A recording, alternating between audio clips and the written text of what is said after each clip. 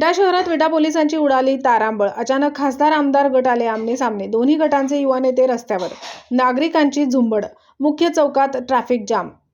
विटा शहरातील छत्रपती शिवाजी महाराज चौकात व भारतरत्न डॉक्टर बाबासाहेब आंबेडकर पुतळ्यासमोर खासदार आणि आमदार या गटाचे कार्यकर्ते आपापल्या युवा नेत्या समावेश एकत्र आल्याने काही काळ तणावाचे वातावरण दिसून आले।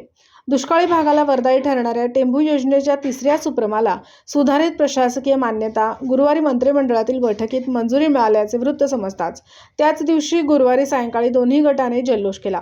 परंतु एकाच वेळी हे दोन्ही गट आमने-सामने आले, त्यामुळे विटा पोलिसांची तारांबळ उडाली, तर मुख्य चौकात ट्रॅफिक जाम झाले। यावेळी राष्ट्रवादी काँग्रेस पार्टी व भाजप कार्यकर्त्यांनी एकत्रितपणे उपमुख्यमंत्री अजित पवार व संजय काका यांच्या विजयाच्या घोषणा दिल्या, तर आमदार बाबर समर्थक कार्यकर्ते मुख्यमंत्री एकनाथ शिंदे व आमदार अनिल भाऊ बाबर यांच्या विजयाच्या घोषणा दिल्या। दोन्ही गटांच्या कार्यकर्त्यांच्या समवेत खासदार पाटील व अजितदादा गटाचे राष्ट्रवादीचे जिल्हाध्यक्ष श्री वैभवदादा पाटील तसेच युवा नेते सुहास भैया बाबर यांच्या उपस्थितीत पाटील बाबर समर्थकांनी जोरदार घोषणा देत फटाक्याची आतिषबाजी केली। विटा प्रतिनिधी शिराज भैया शिकलगार।